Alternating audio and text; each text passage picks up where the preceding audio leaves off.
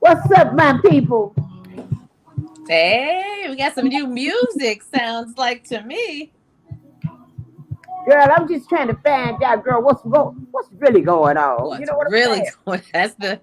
That is the unending Girl, what's question. really going on? Mhm. What's up, Professor Kincaide? No, that was the ever prophetic Marvin Gaye. Marvin was the prophet and probably didn't even realize what was going on. But Mm-hmm. he was right on top of what we're doing right now. Everything's going fine with me, though. Look like both of you all are doing very well as well. You know, today is, I almost say it's Friday. Girl, I'm trying to make this week go by so fast. Listen, y'all know I don't care nothing about no sports.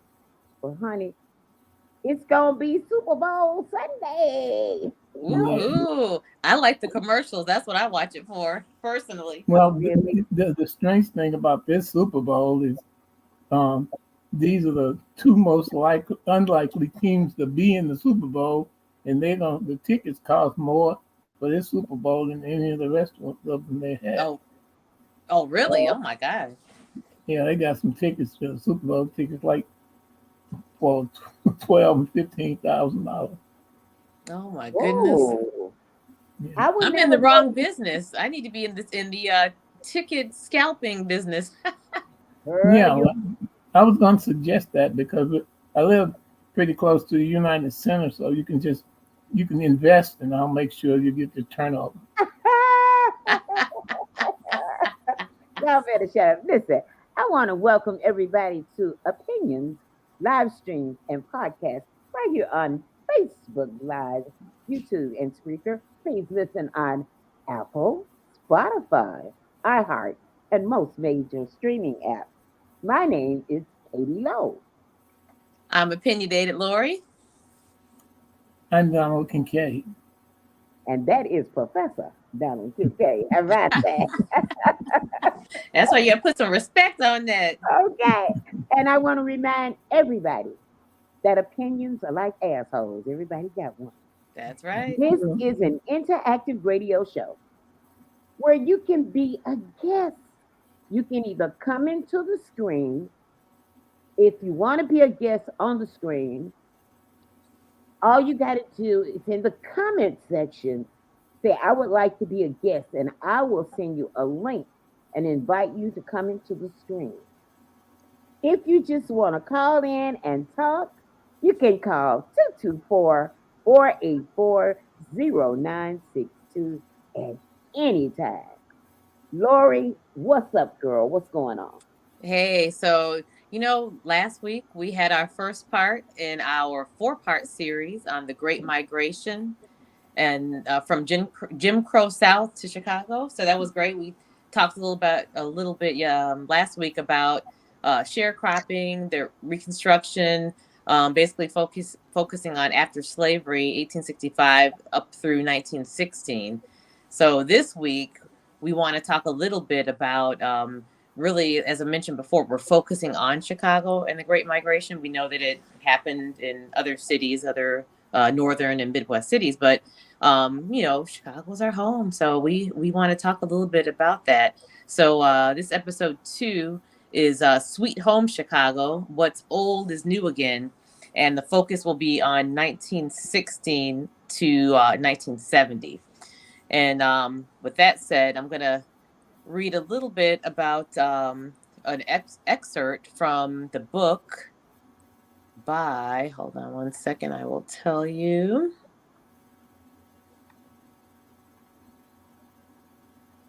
Here, give me a second. Sorry about that. It'll be the excerpt from the book Land of Hope, Chicago Black Southerners and the Great Migration. And that was a book by author James R. Grossman. So let me read that. And then after that, we'll talk a little bit. We're going to have Professor Kincaide really just kind of break down the difference between, the Jim Crow South as far as what happened there compared to the North with redlining and specific areas in Chicago, and how, just how we were affected up here in the North. So without any further ado, I'm going to just read this excerpt. Very interesting. The Great Migration, a long-term movement of African Americans from the South to the urban North, transformed Chicago and other northern cities between 1916 and 1970. Chicago attracted slightly more than 500,000 of the approximately 7 million African Americans who left the South during these decades. Before this migration, African Americans constituted 2% of Chicago's population, and by 1970, they were 33%. What had been in the 19th century a largely Southern and rural African American culture became a culture deeply infused with urban sensibility in the 20th century. And what had been a marginalized population in Chicago emerged by the mid-20th century as a powerful force in the city's political, economic, and cultural life. Although migration from the South had contributed to Chicago's Black community since the 1840s, the city offered few opportunities to dissatisfied Black Southerners until World War II. Chicago, like the rest of the North, offered freedom from legally sanctioned racial discrimination, but industrial employers turned away African Americans who approached the factory gates. Widespread beliefs about the aptitudes of racial and ethnic groups on the part of the employers relegated East and South European immigrants to the least skilled jobs in the industry, and African Americans had even fewer opportunities. Allegedly incapable of regular disciplined work, they were virtually excluded except as temporary strike bearers, notably in the meatpacking industry in 1904. When World War I halted immigration from Europe while stimulating the orders for Chicago's manufactured goods, employers needed a new source of labor for jobs assumed to be quote unquote men's work. Factories opened the doors to Black workers, providing opportunities to Black Southerners eager to stake their claims to full citizenship through their role in the industrial economy. For Black women, the doors opened only slightly and temporarily, but even domestic work in Chicago offered higher wages and more personal autonomy than in the South. Information about these differences and about the exodus spread quickly through the South, partly because of the Chicago Defender newspaper, which was so influential that many Black Southerners going to other northern cities went with images of Chicago. As equally important were the correspondence and visits that established migration chains linking Chicago with numerous southern communities, especially in Mississippi. Migration ebbed and flowed for 6 decades, accelerating rapidly in the 1940s and 1950s. The expansion of the industry during World War II again provided the stimulus. This time, however, the invention of the mechanical cotton picker towards the end of the 1940s provided a push from the South that outlasted the expansion of Chicago's job market. By the 1960s, Chicago's packing houses had closed and its steel mills were beginning to decline. That had once been envisioned as a promised land for anyone willing to work hard now offered opportunities mainly to educated men and women. The Great Migration established the foundation of Chicago's African American industrial working class. Despite the tensions between newcomers and old settlers related to differences in age, region of origin, and class, the migration established the foundation of Black political power, business enterprise, and union activism. The Great Migration's impact on cultural life in Chicago is most evident in the Southern influence on the Chicago Renaissance of the 1930s and the 1940s, as well as blues music, cuisine, churches, and the numerous family and community associations that link Chicago with its southern hinterland, especially Mississippi. To many Black Chicagoans, the South remains home, and by the late 1980s, increasing evidence of significant reverse migration, especially among retired people, began to appear. So that excerpt was from the book Land of Hope, Chicago Black Southerners and the Great Migration. Now, who wrote that book? And that was written by James R. Grossman. Oh, okay. He's a contributor as well to CNN and other news stations. Okay. So, yeah, that just kind of, I thought that was very poignant and really kind of set the stage of what we've experienced in terms of African Americans and just our families or ourselves that have gone through that.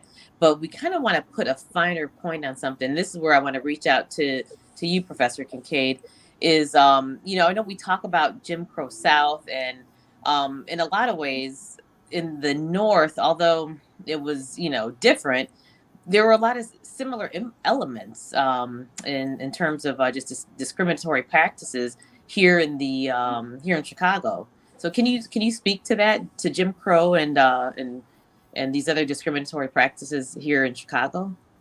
Yeah, Jim Crow in both regions it was primarily the attitudes of the people who found that they no longer had free labor to build their empires on anymore down south. And so they began to, immediately after the Civil War, they went into shock because a lot of the people from the plantations who owned the plantations got caught up in the war. Some of them got killed, but a lot of them were imprisoned and their lands were taken from them. And so when they found out that they didn't have that free labor anymore and they had to start trying to pay people, that's what they don't want to do now. That's why there's just a big fight over minimum wage and everything, because they never wanted to obey what rules were placed in their faces by the federal government saying you got to do this because these are people too. So Jim Crow came out of that to keep people from going to the polls to vote, because believe it or not, immediately after the Emancipation Proclamation and blacks were given the right to vote, a whole lot of people who had been holding office for long years and years and years and being reelected every year, after year after year after year, they lost their position. And so that frightened a whole lot of the people who were trying to hold on to their property right down south. So they started doing horrible things, lynching and threatening people and trying to run them off of their properties on the way, but still wanting to hold on to them for work.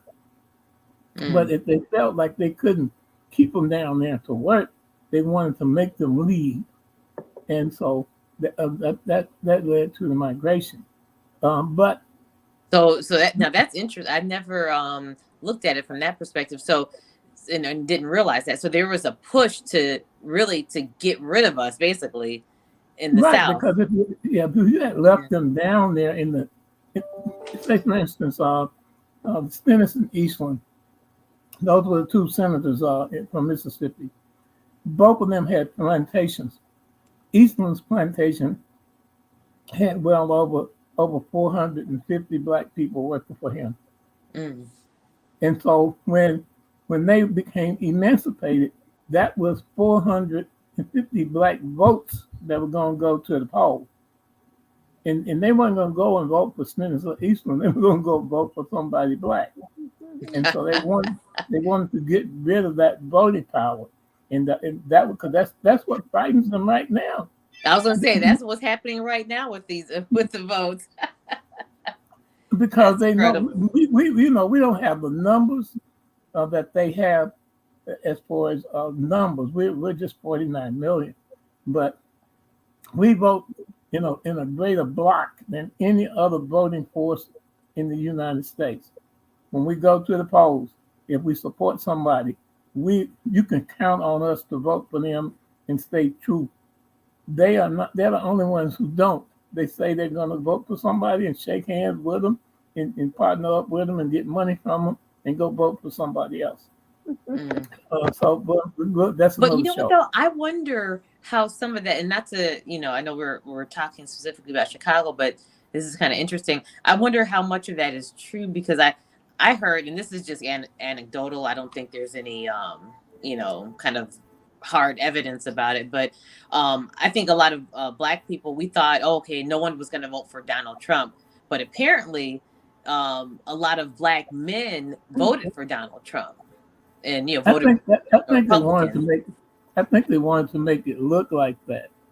Mm. You're going to have a Republican black candidate against the governor this year, but you don't have the numbers that we're talking about.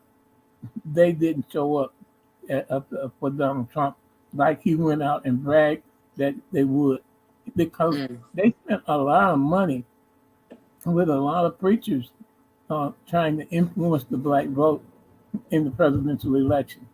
Right.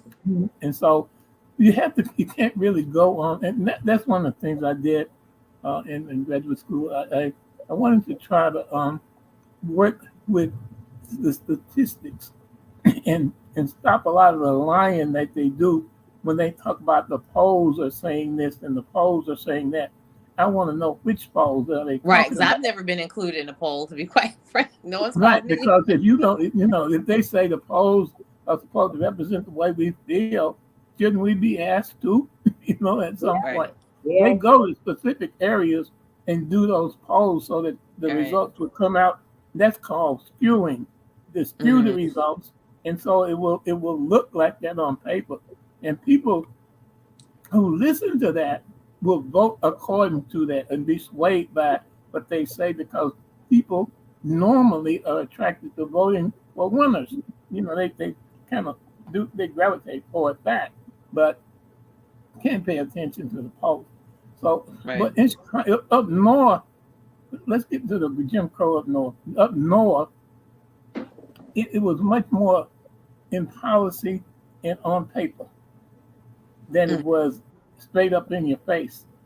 I was telling Katie about instances where even in my young years, if you had money, like dollar bills and $10 bills or whatever in your pocket, and you went in the store and pulled it up, you got to start counting your money out on the counter. Some of the merchants down there would call the police on you and have them to stop you as if you robbed somebody. Oh, if you had too much cash in your pocket. Yeah, they would come up. And being black. Wait, Yeah, so where was this? This was in Mississippi. In Mississippi, okay. Oh my goodness. Now up north, you didn't have to worry about that because people were making money up here. But Okay. everything was sectionalized up here too, because now the Bronzeville area was where the most lucrative black trade was going on back in the day. So whatever you wanted back in that time, then you pretty well find it in Bronzeville. But Excuse me, I don't know who this is. Um, but what really happens in that case is covert, sort of not right out in your face up here, Mm. but it's where if I put myself in a position where it takes a certain amount of money to be where I am, it will keep me from having to deal with the people I don't want to be in the company of. And so that's what happens in the northern area. Because the people down south, when we say up north, we say Chicago. Okay.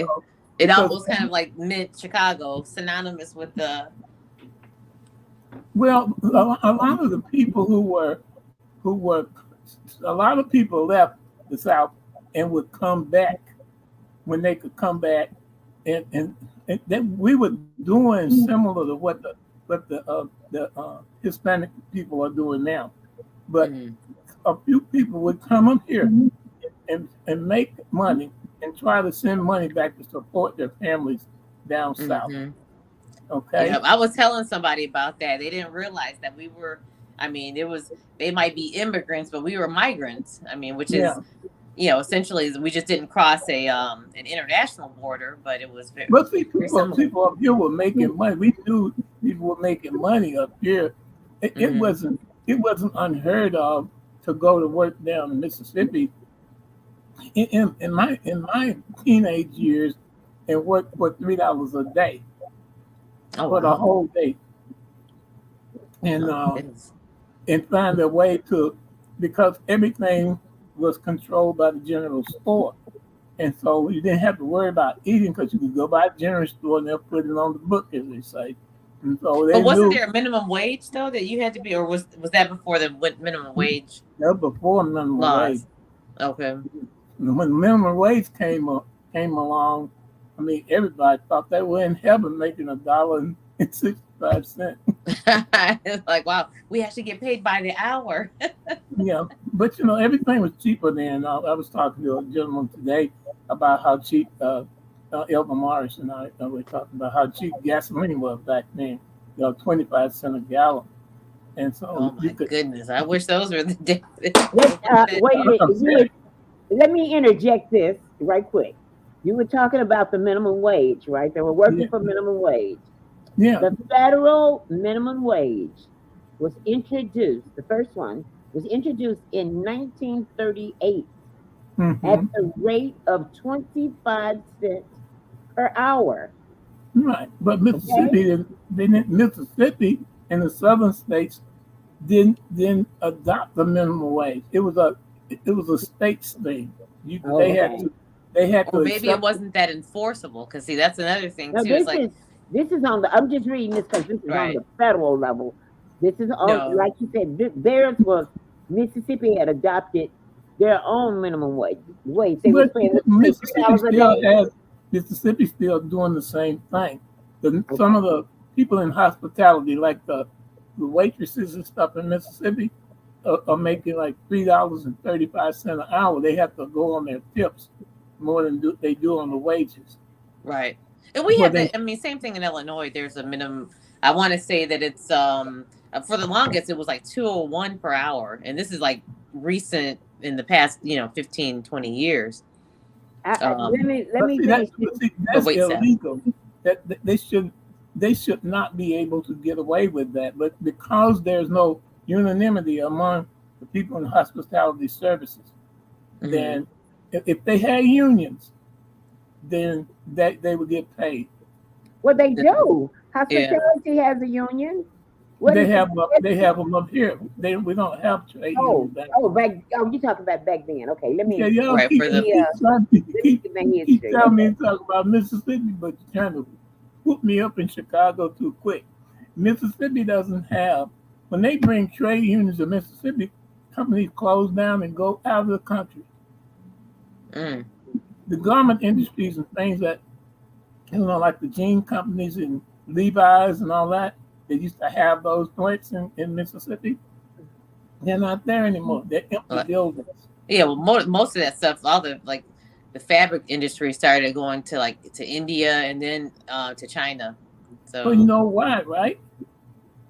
oh, it's Because, the low because they could wage. get, yeah, right. They Yeah. could get the stuff made Oh, in a absolutely. for a much cheaper price in another country. Yep. I mean, they went to India and then ultimately to China because I mean, essentially they are. I mean, it's a socialist country and communist, and they are able to sort of control the labor force. Many of they have these kind of factory towns where people live, and they'll stay in these dormitories. So I've seen them. I to travel over there, and Okay. they will go stay in these factory dormitories and then go home, let's say for Chinese New Year, to be with their family. So when you're doing that and you can sort of control the population and control their wages, of course you can offer products that you can become the workshop of the world and make goods for a lesser price than anywhere. When we can't, as Americans, we can't compete with that, and especially because of the Yeah, fact that yeah. we do have labor laws. One thing I wanted to say though about going back to the Jim Crowism and the reasons people left the South. Um, you had a lot of poor white people that were there, still there, and they had to find a way to work after the Civil War was over, Mm, and they could not stand the idea of a black person doing better than they did, mm, and that's what caused it really terrible things to happen. They would go around and burn. You've seen these movies where they yeah. burn down entire towns and accuse people of coming into town and being criminals and whatever, and they wanted to hang them and put them all in jail. And so people were fleeing the So it was harsh. like this competition. They were competing for the same jobs, but because of the virtue of their skin color and just the way Yeah, that of course. things had been historically, they felt that they should have been given preference for these jobs over black people. Well, if you took a me at 6'7" and put me in the same place with a white guy that was 5'1", and we were both picking up lumber, stacking it on the truck, who do you think they were going to hire? They were going to hire me. But the white guy, at his height and weight, was going to want to get paid more than me if he worked out there. Right. Okay, and that's where the problem came up at. So a lot of people who wanted the work done, said the heck with what the commoners were talking about. I'm going to Mm, pay this guy right here because he's a hard worker.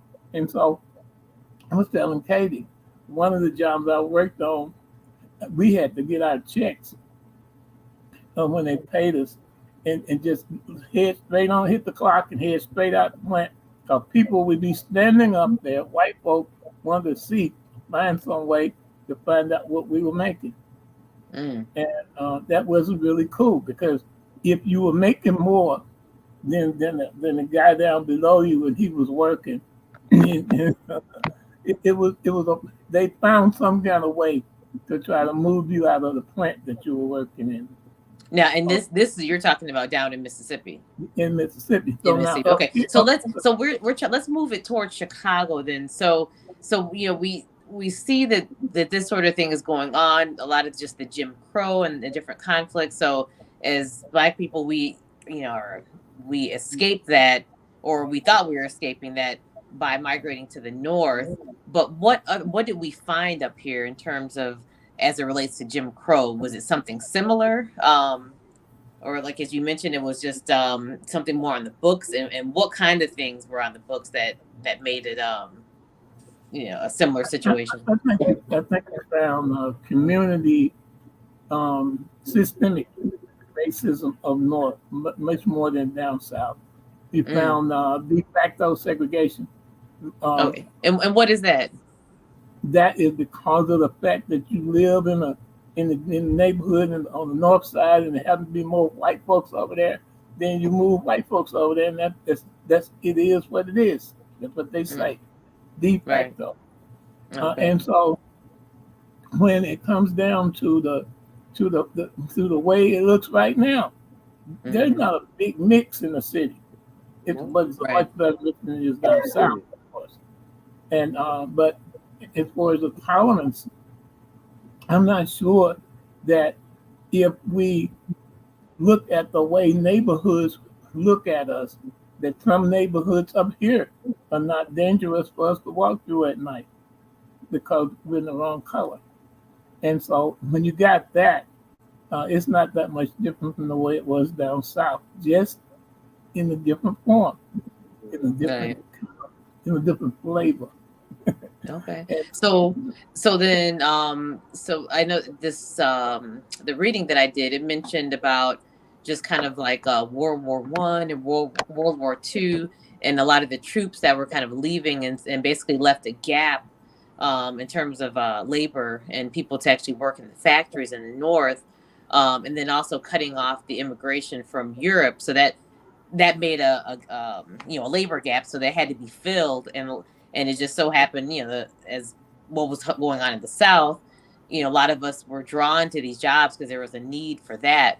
But what did they find at that time? What kind of environment did they find as far as housing and things like that? but I think we found when the migration came up north, we found an atmosphere that we could at least breathe in long enough to let people know we were alive, Mm. without being without our rights being impugned or taken away from us or whatever. There were times in Mississippi you couldn't walk on the sidewalk and look up at a white person because they had that much segregation going on down there with the white white You had bath. to hold your head down. You couldn't look at them in the eye. That's what happened with Emmett Till. Right. When Emmett Till came, he had been used to being up here, and when Right. he came south, they were trying to get him to realize, well, you can't be friendly with these people now. Don't look at them. Don't speak to them like that. And he wanted to be friendly. He wasn't trying to be nothing else but a young teenage boy. Now, is that because he grew up in the North and he Yes. didn't experience that dynamic as No. far as having to See, look down? He didn't know definitely a anything about different, that. yes, definitely a different dynamic for blacks who are being reared up here because Mm, they are not subjected to plantationism. There's no mm, plantation. There's never been any plantations up here. So people up here, when you say that word, they don't even relate to mm, it. And so the North though has its own special set of divisive um, activities and laws and so on and so forth. I'll put it like that. mm-hmm. And but it's more on paper Right. than it is just blatantly out in your face. Right. But So then, that so gets it I'm sorry. Go ahead. that yeah that gets it done a whole lot easier for them here because they make it seem like it's all accepted and everything's cool, but it's not. If you look at the management in these professional teams, if you look at the majority of people who are the real white collar, I'm talking about way six-figure salary people. The numbers are horrible when it comes down to being in comparison to the number of people who are up here who are qualified. Mm-hmm. Yeah. So that's interesting then. So it's like you said, it's really overt versus covert, Absolutely. and it seems like the net result is the same thing when you look at just the economics of it. Um, that Well, did the we only thing fare better coming up here, or would well, it have been better I, staying in the South? I really down south you can do more with less money. Mm, I mean, so you don't have to worry about going to the market and every time you get ready to eat. Uh, Up here, you can make more money. So the trick is how you get both of those things together, and that's what the yeah. Bible happens to be. Now, Professor, you touched upon something that I want you to expand upon, or on this one, is you mentioned about up here how, like for housing, like if they, let's say if white folks they don't want minorities or whatever close to them, being able to have like these really expensive properties or something like that to kind of outprice people to control who's in that environment. Like, you were about to talk about that. Yeah, well, I always call it the Ole Miss attitudinal syndrome.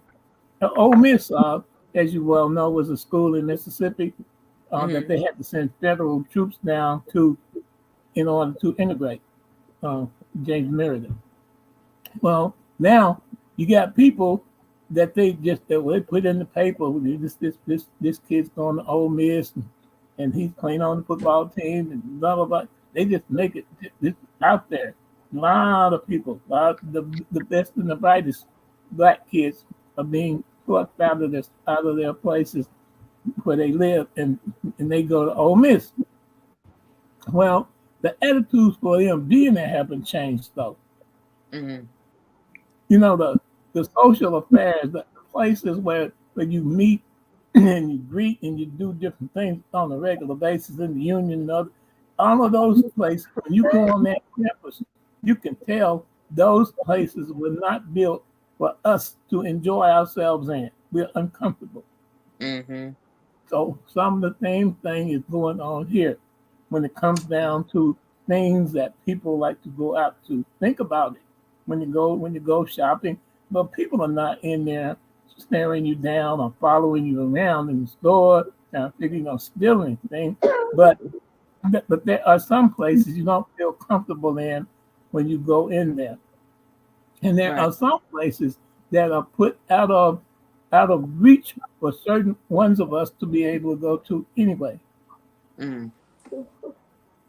I mentioned in a discussion the football field, of course. They have suites out there in the football field that people have parties in while the games are going on.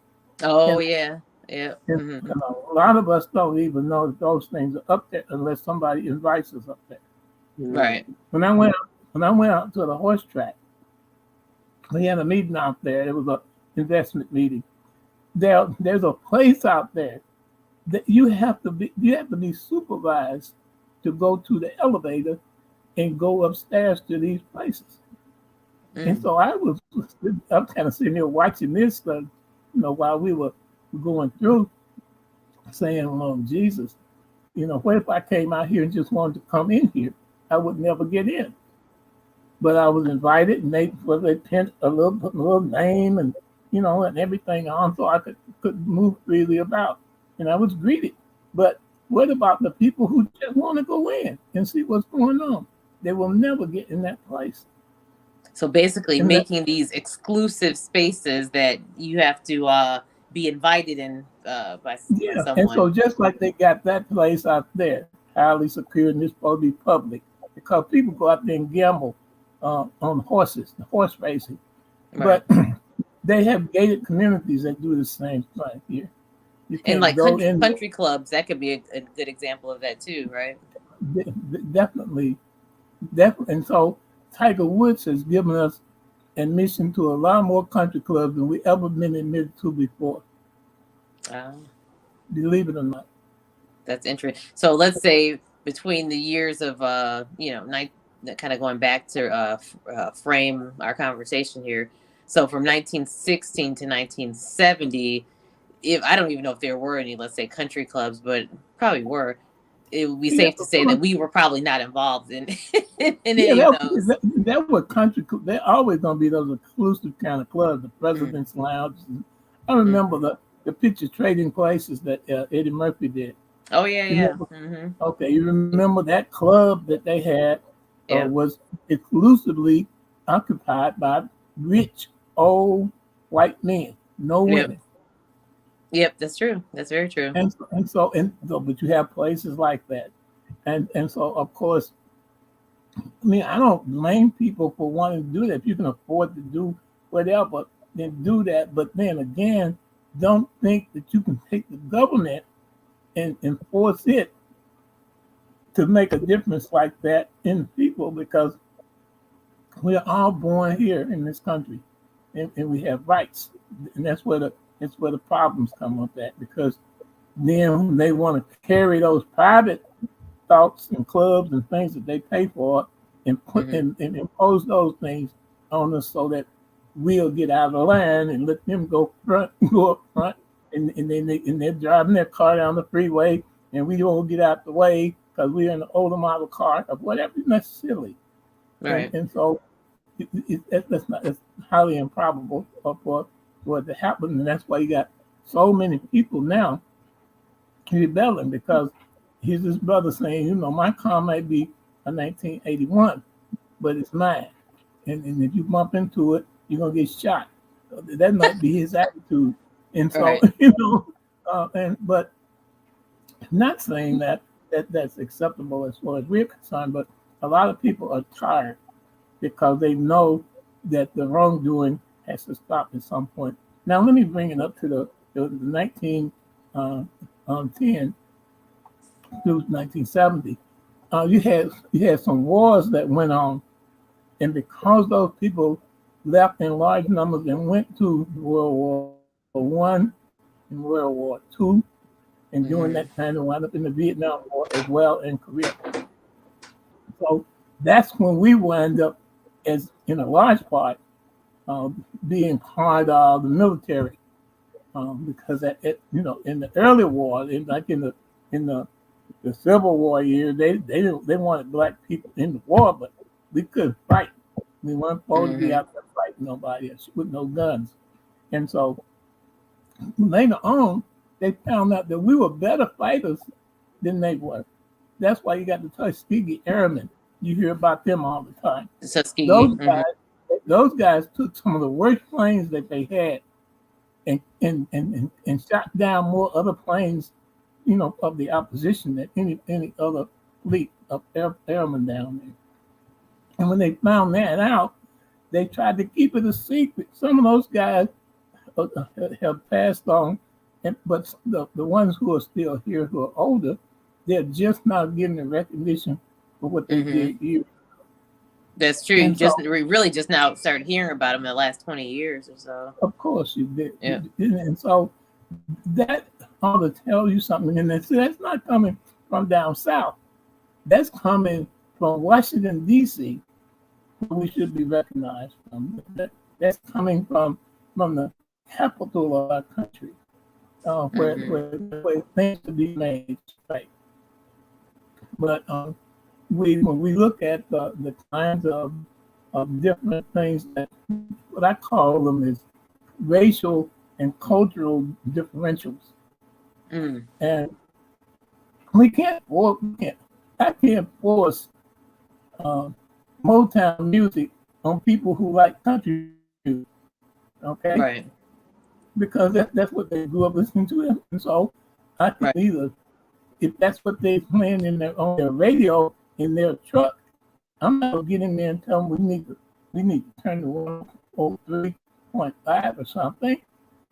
So then are you saying that that's an interesting notion then? So are you saying that you can't necessarily force desegregation in terms of on more social aspects of life, not institutional? Obviously that's something different, but maybe like on the social, like you're talking about, let's say country clubs or people.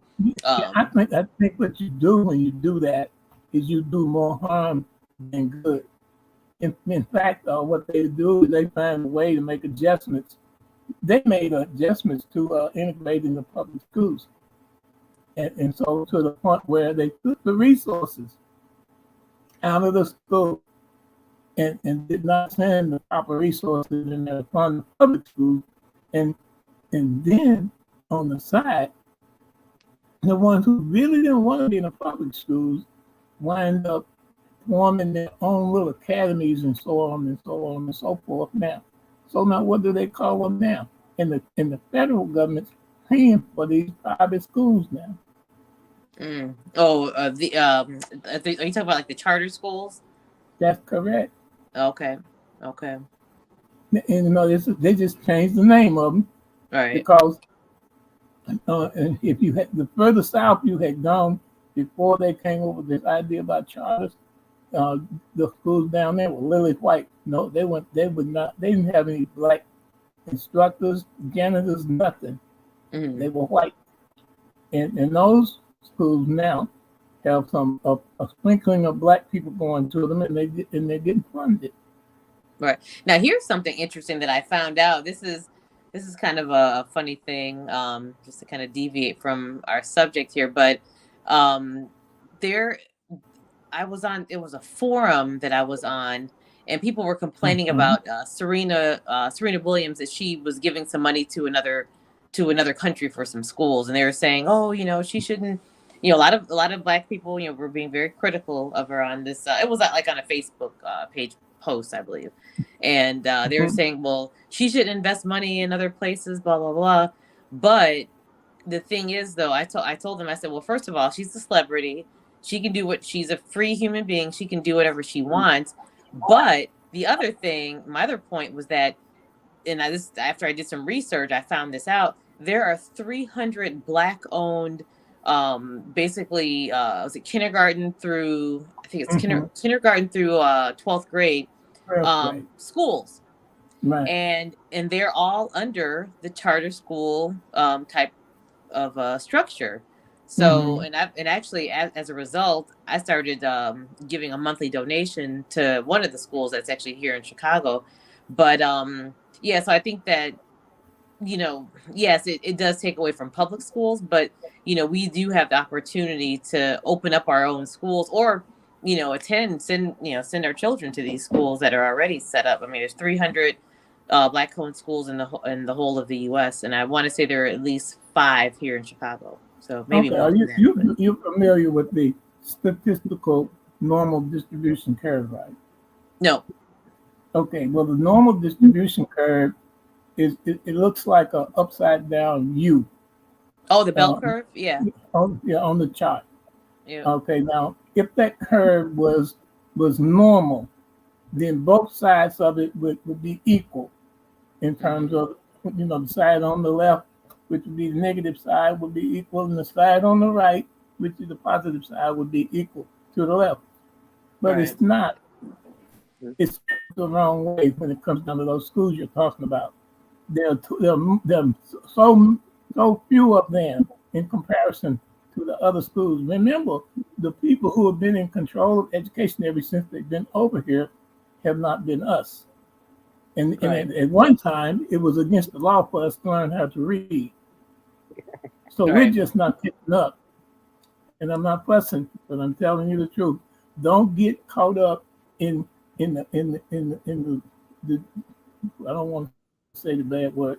Don't get caught up by the smoke screen they put out there, because they give us a plate and say, look here, child, it's a piece of the best cake you ever had. I want to know where the other 95% of the cake is, because I want the whole thing. It's my time. If I baked it, I want to be able to slice the first slice. So, but but I think it's important that we have to start somewhere, and I think that education is very important, and not just education, because when you can be educated as African American in an environment where people look like you, and not only look like you, but they understand your experiences, and just contextually you're being taught in a way that you can understand, because that's one of the problems with the public schools. Not necessarily in Chicago, but just of the ones that are the quote unquote good schools. I mean, I don't even like to say that, but let's just say like in maybe Naperville, Illinois, something like that, where people are taught, it's based on where most of the teachers are not African American, so they're going to teach just from their vantage point in life. And if I'm someone that I come from the west side of Chicago, my vantage point is not going to be the same as somebody that was from from Naperville. So I just think that that's really important. And just culturally, someone that grew up in in a white American culture versus Black American culture. So I just think that being able to I know that there's some people feel strongly either against or for charter schools, but I just think being able to have that and have a Black-owned school and coming up with a curriculum and all that, I think that's going to serve a lot of Black children a lot better than. Well, I agree. I agree with what you're saying, but you're saying that we have to start somewhere. We started years ago with Booker T. Washington and Frederick Douglass and all of the Black folks that were out struggling over the. I went back home and taught for years at the HBCU when I could have gotten a better salary somewhere else. I went home so I could go home and bring my people forward, because I believe that we can, in fact, overcome a whole lot of adversities that are placed out there systemically in the system to keep us back, to hide the truth from us, to take away from the things that we invent, so we won't even get credit for doing that, to keep us from knowing how to patent. We don't run the patent offices. If we got reparations right now, we'd have to give all of our reparation money to somebody that doesn't look like us, because we don't own anything to buy. We ain't got no new car companies. We don't even make the chickens that we get at Kentucky Fried.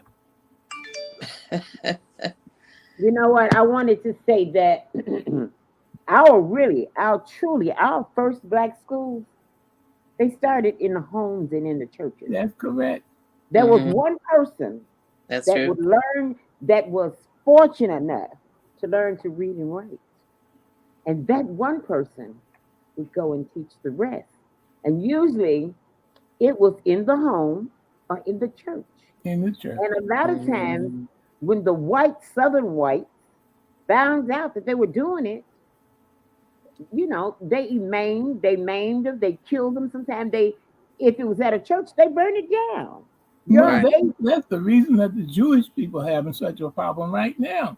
Okay, your HBCU, your historically Black college, came out of the church. Right. So, but now let's bring the focus back to Chicago then. So how was Chicago affected? Let's talk about education, and let's talk about, during that time frame, let's 1860 and 1970, how did the children get educated, and how were the school systems, and how did they evolve from? They were just as racist as they were in the South. They were just as segregated. There's no need to beat around. The only thing, let me tell you what I feel like. Yeah, inwardly, you're correct. But now, here's what happened in the South that should never have gone on. They would give books when the schools were segregated. The Black schools got the textbooks 6 or 7 years after they came out and had already been used in the white schools.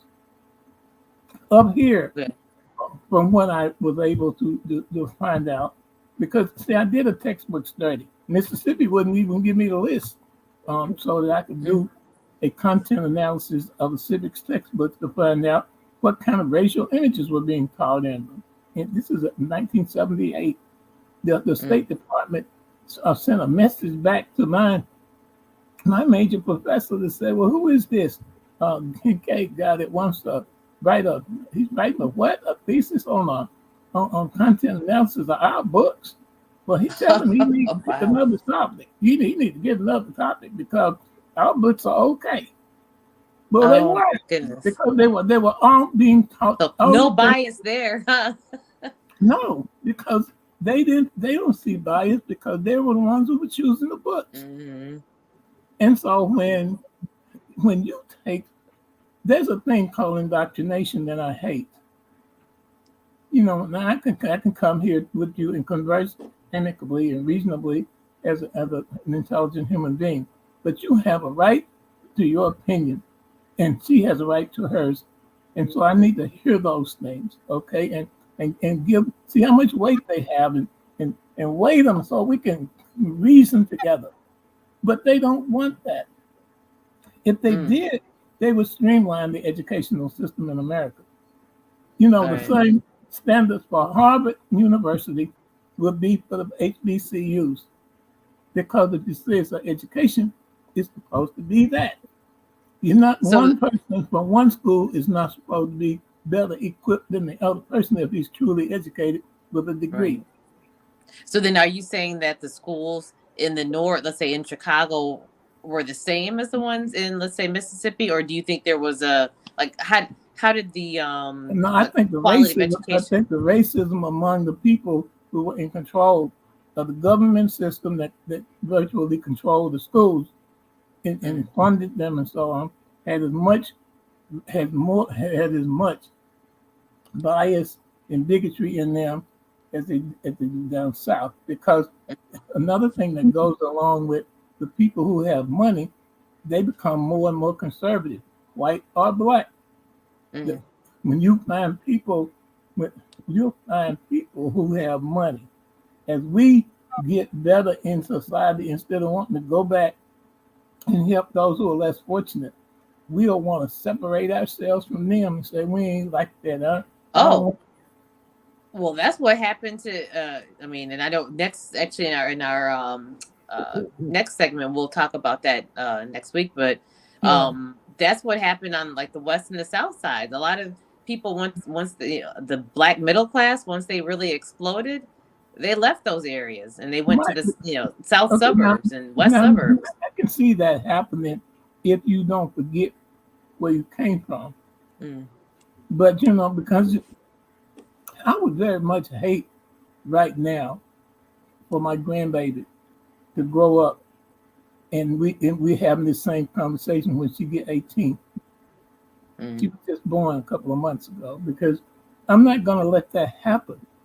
Mm-hmm. She's not gonna have that kind of thing to happen. You would hope that that doesn't happen because let I'm me looking say this. to what she Let me I'm let not gonna let it happen.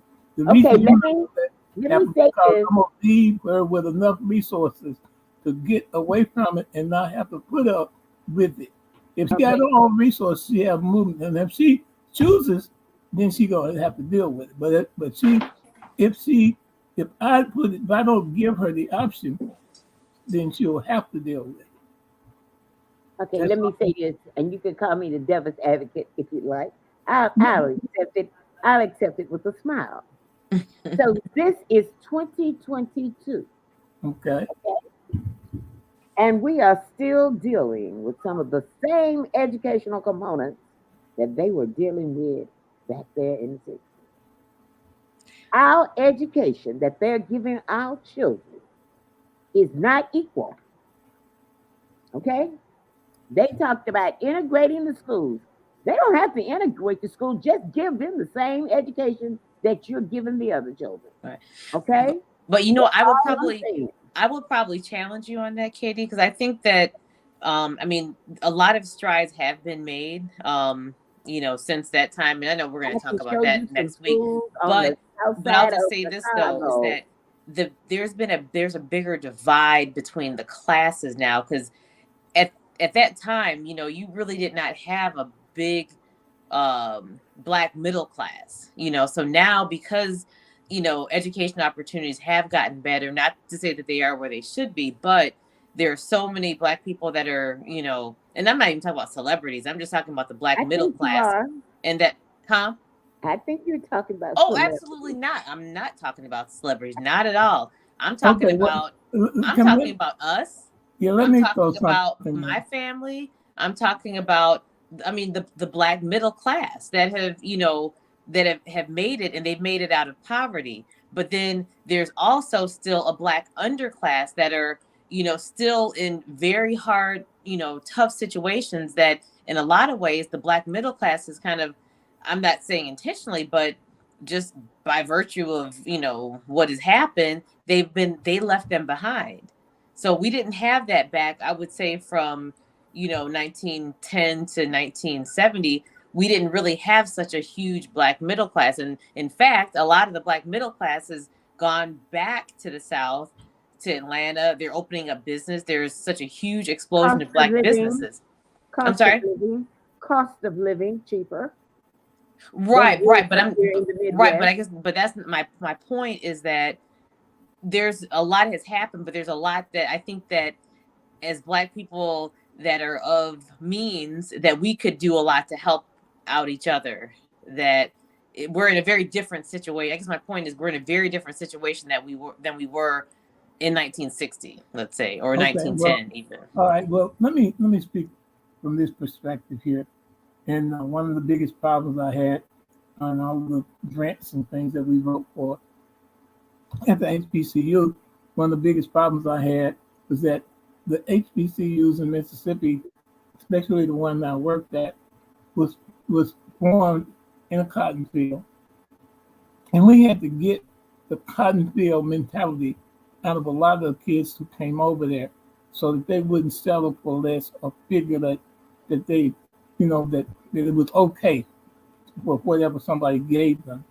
We had to instill some sense of pride in them to make sure that when they left, that whoever they went up against, that however, if this guy's running a 4.540, I'm gonna run a 4.4. That's what you put in your mind before you even put your gym shoes on.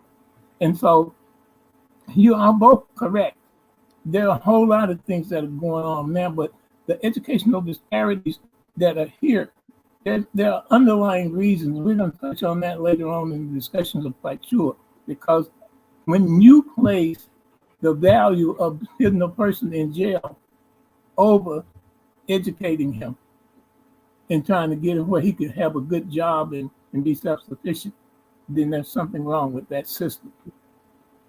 And so I simply say to you both, yes, of course, there's a big middle class, but we need to make sure that our people don't run the middle class people who want to be the givers, who have a good hearts, who want to come back and help. Don't run them away because you want to treat them like they owe you something. You have to be gracious. Which does happen sometimes. And you have to be gracious enough to accept a hand that's reaching out to help you instead of trying to bite the hand that feeds you. And so we got to teach people how to be our own people. I'm not talking about the white folks. I ain't even talking about them no more right now. Right. I'm talking about our own people. Absolutely. Yep. Our own people need to know coming from the homes they leave from that we don't come out here and work our whole lives and get to be 60 and 70 years old and want nobody to come up to us and stick a gun in the car and want to leave with a vehicle. We're not going to be happy about that. We're not going to be happy when we got to put 3 locks on to get through the gate, and then you got to knock on your own front door and hope nobody shoot you when you come in the house. We are our own worst enemy in some cases. Yeah, I agree with that. I don't know. And so until we can come into some kind of agreement on how that happens, and see the migration didn't cause that, because a lot of stupidity going down south too. So it must be a disease that's contagious that's across country. So it's endemic in us, no matter the geographical location. No, that's right. It's happening all the way across. You got folks in Memphis shooting each other. They talk about Chicago all the time, but they are shooting each other in Memphis, Tennessee, at a greater rate than they're shooting up here because there are fewer people down there than in Chicago. And so per capita, it's happening a lot more. Absolutely. And so, but the guns are the same. So we need to get down to how did they get the guns and why are they so free for a 7 or 8 year old to have a pistol? And that's what we know now. And because you turn that many guns loose, somebody gonna make a mistake, even if they ain't trying to, and get shot. So only thing I'm saying, we want to bring forward this thing about the 1910 through 1970. You had a lot of things going on during those years you're talking about. Martin Luther King, the Voters' Rights Act, Brown versus Board of Education, Topeka, with the school innovation. And so I spoke with some people on the panel where one guy was under the impression that we were better off in slavery than we are now. That's what he said. Oh, who And I said had, that? and I had to get up and go get me some water, because it choked me. Because I wanted to cuss, but I promised everybody I don't quit using foul language. But I thought that was asinine Oh, because absolutely asinine. because in slavery, people told us when to get up, Well, wait, when to lay we were down. better off for who and for who? We're better off for ourselves or better off That's what he said. for So our owners that could control he us? felt like he felt like black people were better off in slavery than we are now. No. That's he was a he was I can't a make a comment to that. he was an Definitely can't. anti-integrationist. That's what he was, He was Okay. what? because he was anti-integrationist. Oh, okay. Okay, because I think integration wasn't handled properly, sure, because the people who were in control again decided that, all right, we're gonna go along with integration, but we're gonna take all of your strong black males out of the heads of these classrooms and principalships and stuff like that. And if you Mm. think I'm lying, go in the record books and Google the percentage of black administrators you have, what male blacks are in it. None. Yeah. They took them out. They took Yeah. them out. And then we sat by and let it happen because we didn't realize that they were doing what they have been doing all the time. Take the strong black male away, and that gives the young black male no mentor. Right. And then you end up having a degradation of the community. No, then you end up having kids who grow up believing that people in gangs care more about them than their parents do. Yeah. Yeah. That too. Absolutely. And Absolutely. so in the gangs, they they capitalize on this stuff at the head of every gang, at the head of every gang, whoever. But now back in the old gang, okay, I ain't talking about my old brothers back in the day, because we believed in trying to take the community and clean up the yard and Like the folk Black color, but Panthers you and came over, yeah, the Panthers. But you know what they did with the Panthers? The government even adopted some of the Panthers things that they were doing, like the school yeah, they meal took credit for program that. for feeding Free or food whatever. and clinics and the free They clinics. took credit for it, but they went. Oh yeah, they went. Look, everything that the Panthers advocated, you can just about see it in going on now. But they knew that if we ever got the idea that this was better off for us than that bull crap they were trying to indoctrinate us in the pledging the allegiance to, that we were going, the country was going to be in trouble. So they had to find a way to get rid of the Black Panthers. That's why I want y'all to watch the Yeah. movie. Right, right. Now here's the thing. So We haven't given just anybody looking at ourselves economically from from 1910 to 1970, where we were compared to now, we are one of the largest consumer. I think black people, was it like in 2018, I think spent like, I don't know, it was like $200 billion. Don't quote me on that number, but it was an extreme amount of money, which shows that economically we are definitely a force to reckon with, and Well, our let me give economics you. are much better now than it was back in those times. So I think Yeah, that if absolutely. we were to get together and unify a lot of things that the Black Panthers did, oh my God, we will be so. There are a lot of programs we can do for each other instead of waiting for the government to provide these programs, whether they should or not. I mean, honestly, they should be paying us reparations, but I just think that we might be holding our breaths waiting for that. We have the financial wherewithal as a group to do something and to really help in the uplift of our communities. Okay, you're absolutely right. Um, the more a more precise figure. I'm a numbers person. Okay. Um, more precise figure on the 2020. If you go and Google it, 2020 will show you that the black spending capacity, Mm-hmm. our contribution to the gross national product in America was $3.9 trillion. Yeah. See, And that's a lot so, of money. I'm not a math person, but I know when you're talking trillions, and money is power, right? well, So it's just a trillion is 10 billion. mm-hmm. That's what a trillion is. And so if we Yep. have been worth almost $4 trillion annually back then, we haven't even counted the money that we spent with this stimulus money. Right. Okay, because a lot of people got them $3,200 thing, and they put them back in the system some kind of way. So Mm-hmm. that got to count. That's going to count in the GNP as well. That's why the economy is on the upswing.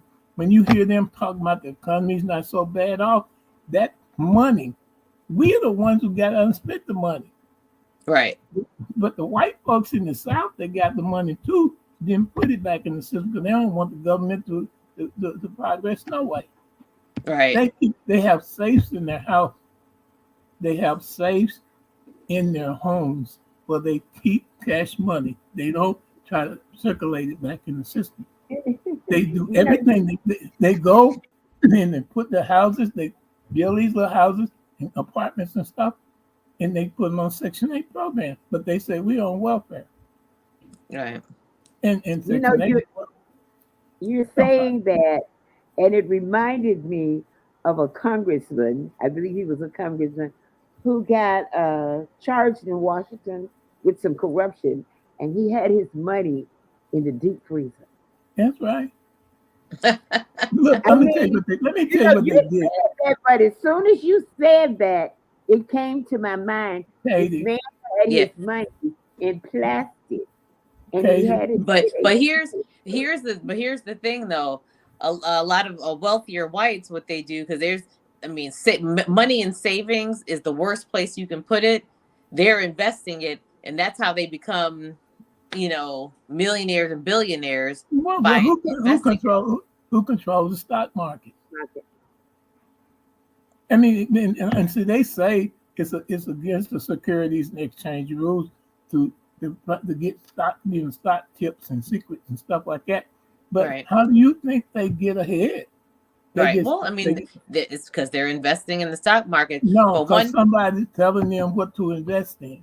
Right. Well, you can, but just even looking at, not to go off on a long tangent, but like for S&P, for example, that has gone up, I think year over year, like 10%, kind of compounded. So if you were to invest in that over, let's say like 30 years or whatever, I forgot what the figure was. Like you put $1,000, you'll end up, I don't know, like a millionaire or something like that. But anyway, these are the kind of things that a lot of people, what they were doing, a lot of the wealthier whites, not necessarily the poor whites, but the wealthier whites are putting this money into the stock market.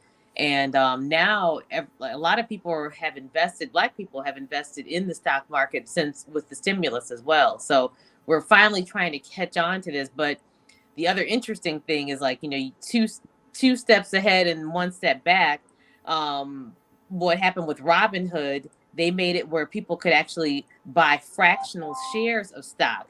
So they don't have to, if they don't have, let's say, let's say Apple is like, I'm not sure how much it is, like $1,200 per share. Well, if you don't have $1,200 to invest, that means you can't invest in Apple. But now that they have fractional shares, you can go in. If you want to put $200, like say put 5 on it.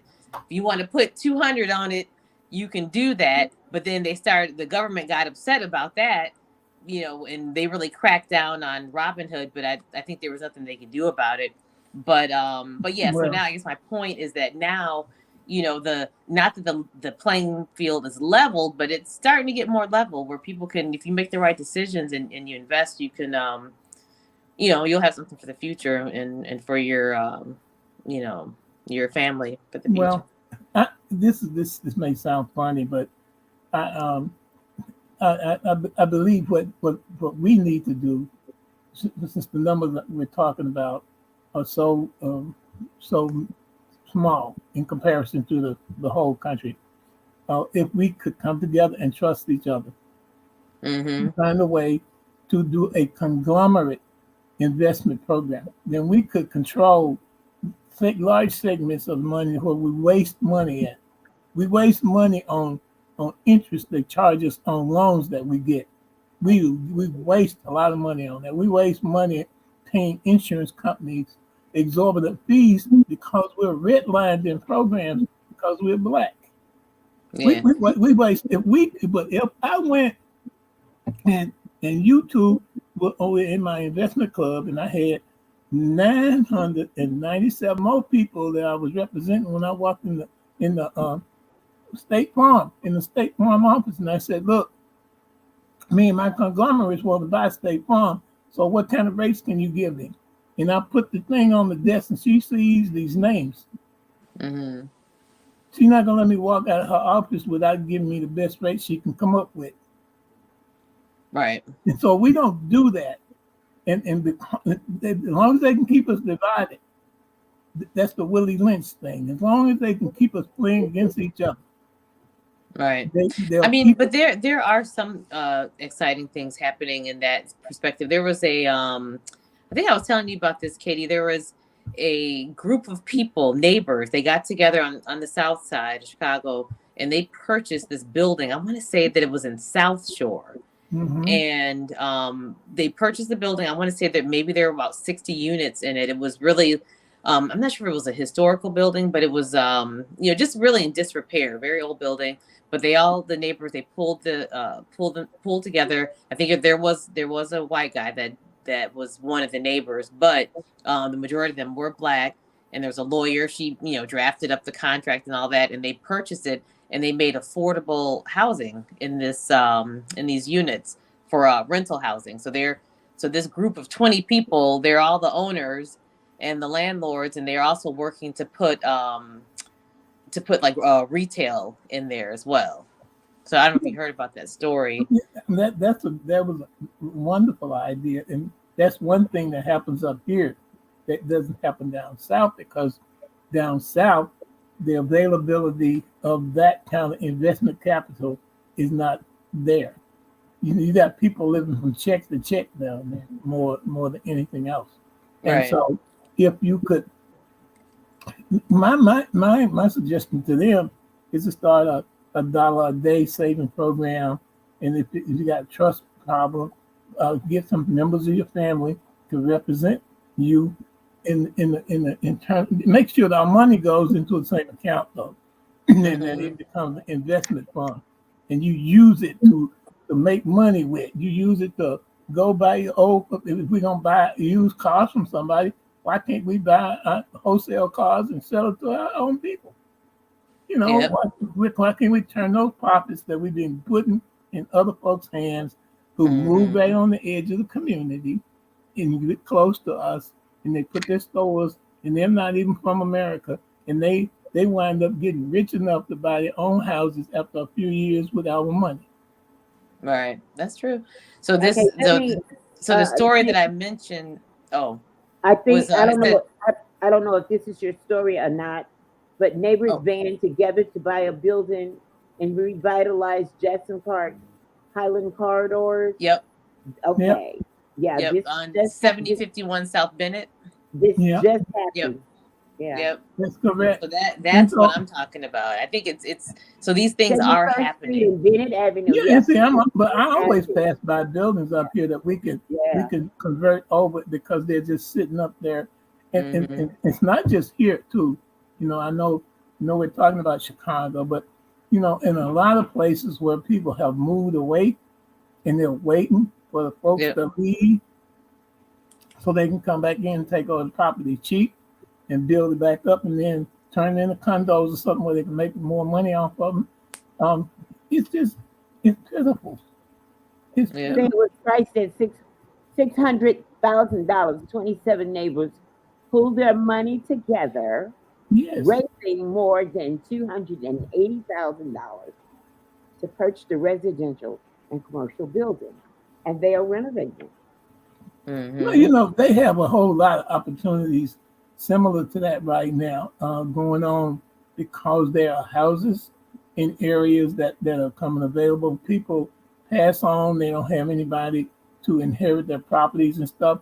a lot of these are publicly held properties that the state is holding on to right now that they need to give people an opportunity to buy.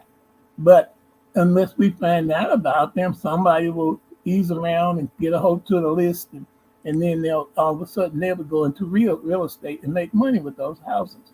And so that's not necessarily true, because we're the ones who, most of the houses that are built that are worth anything in America, I can say this for sure, we built them.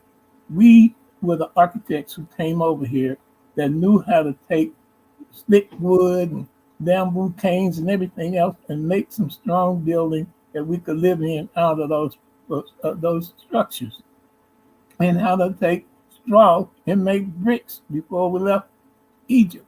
So why are we gonna all of a sudden get to the point we don't have no skills now, and we can't build nothing? That's not true. Yeah. We just don't want to go out and build nothing for free anymore. We want to get paid. Right. So, all right. Well, I think that our time we went a bit over, but it's been a very exciting and lively, vigorous conversation. Well, I want to apologize to the listeners too. We didn't give you all a chance today to call in. I'm gonna be quiet and just answer a few questions next time. And That's what this show is not about, being quiet. okay, This well, I show know is I'm just kidding. I am just kidding. But really, I do want to encourage, because a lot of my people are listening, and I want to give them a chance to ask questions too, because first of all, the comments that I got via personal phone calls from the last program were very positive. Most of my colleagues are former teachers and professors and so on, and when they give you high marks, uh, trust me, you've earned those high marks, and so that's what we want to. I want whatever mark they gave us last time to go forward from this program. The audio is better. I want everything to be better every time we come on, and more than anything else, I want people to know that the hearts of the individuals that I volunteered to come and work with, I feel both of you all, and I believe in my heart that you are sincere about bringing our people forward. And so I hope that this program will accomplish that purpose. I that think is it will. And next week we'll be moving on our journey. It'll be 1970 to 2000. So we'll talk about post Great Migration and pretty much right before our current era. all right. I want to Yeah, thank well, everybody. I want to thank yeah, everybody for tuning in to Opinions. Catch us back here next Friday at 5, when we will continue celebrating Black history, the great the great Chicago migration from the Oh, Jim Crow. next Tuesday though. Next Tuesday, I'm sorry. Yeah. Next yeah. Tuesday at 5 for the great Chicago migration from the Jim Crow South. Right here. My name is Katie Lowe. I'm Opinionated Lorie. I'm Donald Kincaide. And we say good night, and what's this oh, what's going on, y'all? What's going on? What's going on? That's We'll see you correct. next week, guys. All right, enjoy.